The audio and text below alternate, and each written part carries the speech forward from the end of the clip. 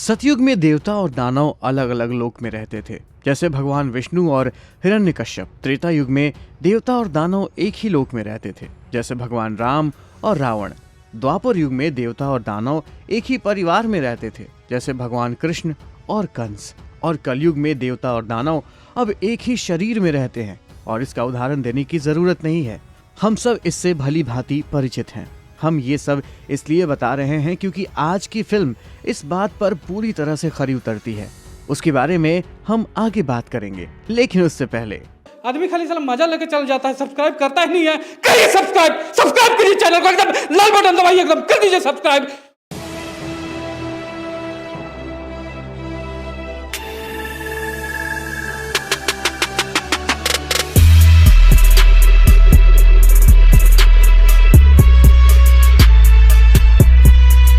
ब्रह्मयुग the age of madness. यह एक dark fantasy Malayalam horror film है, जिसे राहुल सदाशिवन ने लिखा है और डायरेक्ट किया है। फिल्म देखने से पहले आपको बता दें, यह पूरी फिल्म ब्लैक एंड व्हाइट है। हालांकि ये कोई हैरान करने वाली बात नहीं है, सिनेमैटिक लिबर्टी में इतना जायज है। कहानी में हम देखते हैं कि प्राचीन काल के दौरान एक अथर्ववेदाचार्य चुडलन पोट्टी ने घोर तपस्या करके देवी वाराही का आह्वान किया। पोट्टी की तपस्या से प्रसन्न होकर देवी वाराही ने उसे एक जादुई पेटी दिया। उस जादुई पेटी में मायावी शक्तियों वाला एक चादन भी था, जिसे हम पिशाच या गॉब्लिन भी कह सकते हैं। देवी वाराही ने उसे यह वरदान देते हुए कहा कि यह चादन उसकी सारी इच्छाएं पूरी करेगा।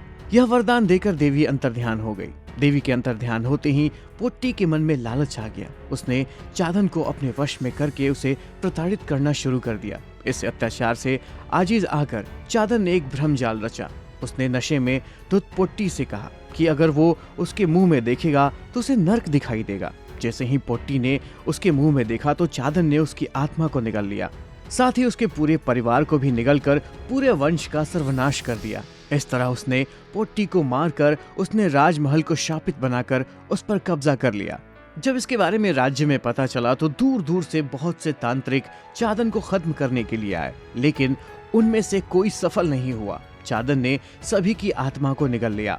जब सभी ने हार मान ली तब पोट्टी के वंश के आखिरी वंशज कोडुमन पोट्टी ने चादन को खत्म करने का फैसला किया। चादन से उसका भीषण युद्ध हुआ, जहां चादन ने उसे मारकर उनकी आत्मा को भी निगल लिया। लेकिन यहाँ पर एक बार फिर से भ्रमजाल बनता है। वो उनकी आत्मा को निगलकर उसी के शरीर को धारण कर लेता है। इस तरह उसे एक इंसानी शरीर मिल जाता है, जिसकी मदद से वो बिना किसी की नजरों में आए इंसानी दुनिया में घुल मिल सकता था। दरअसल चादन की शक्तियों का एक राज था, अखंड ज्योति। एक गुप्त कमरे में एक मांत्रिक शक्तियों से घिरी हुई एक अखंड ज्योति थी, जिसमें चादन की सारी शक्तियां समाई हुई थी। अगर उसे बुझा दिया जाए तो वो कमजोर पड़ जाएगा, उसके बाद उसे मारना आसान हो जाएगा।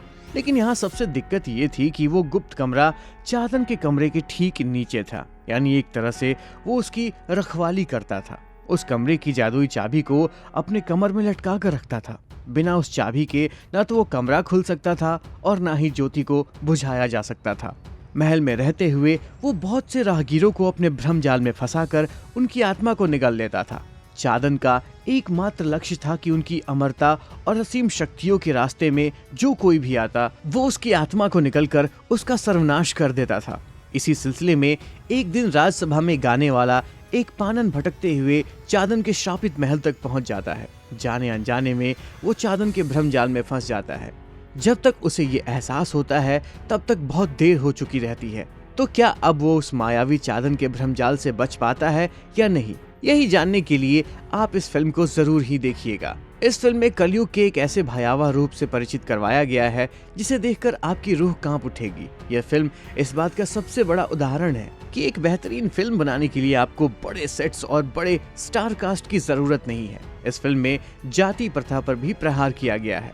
इंसान जन्म से नहीं बल्कि अपने कर्म से ब्राह्मण होता है। इस डायलॉग को कई बार दोहराया गया है ताकि ये बात हमारे दिमाग में अच्छे से बैठ जाए।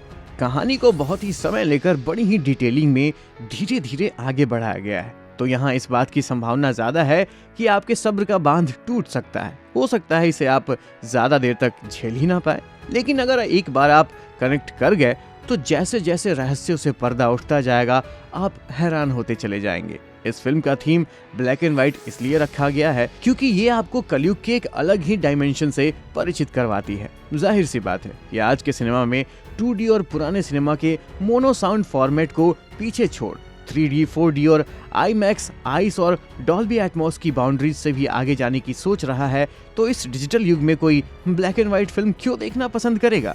लेकिन ब्रह्म युग आपकी इस सोच को पूरी तरह से बदल कर रख देगी। अब जैसा कि सारी बेहतरीन फिल्मों के साथ होता है, ये फिल्म भी विवाद के कटघरे में आ गई है। दरअसल फिल्म के मुख्य किरदार के नाम पर आपत्ति जताई गई और केरल हाई कोर्ट में फिल्म के मुख्य किरदार का नाम बदलने के लिए याचिका दायर की गई। याचिकाकर्ता का मानना था कि फिल्म का कैरेक्टर कंजुमन पोट्टी को काला जादू का उपासक दिखाया गया है और उसके वंश की पहचान को खतरे में डाला जा रहा है। यह देखते हुए कैरेक्टर का नाम कंजुमन पोट्टी से बदलकर कोड्डुमन पोट्टी कर दिया गया है।